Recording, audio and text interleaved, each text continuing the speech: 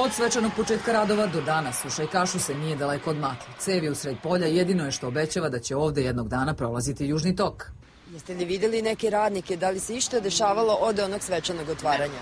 Ne, nije. Samo ima jedan čuvar koji čuva to i ništa više.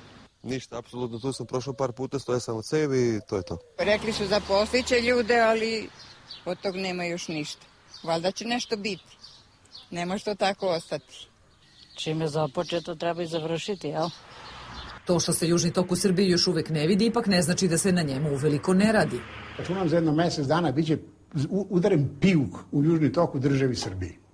Sad ima jedna stvar koju mnogi ne razumeju. Kod gradnje veliki infrastrukturni objekte, kakvi su putevi, naftovodi, gasovodi, ceo projekat jako dugo traje. Pripremni period do gradnje je otprilike 3 puta duži nego sama gradnja.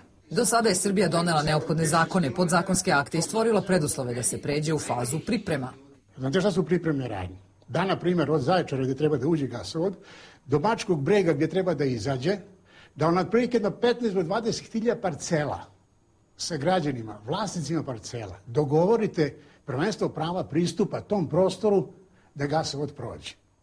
Znači vi morate 15 do 20 hiljada ugovora sa građanima, sa opštinama, sa gradovima da sklopite kako biste mogli da završite projektnu dokumentaciju na osnovu koje će da se gradi.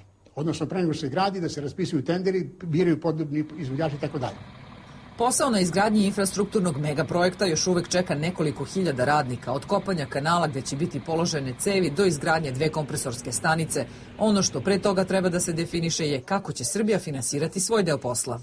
Rusi su ponudili kredit koji bi se vraćao iz taksi kada gas poteče, što znači ako ga ne izgrade, oni neće moći da naplate svoj kredit i nema tu, ne traže garanciju države, bar koliko je do sada poznato. Srbija, koliko god se nadala investicijama sa zapada, one nisu došle.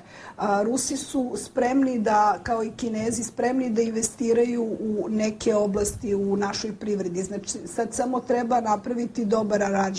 I s te strane treba jednostavno sagledati šta je dobro za već postojeću privredu.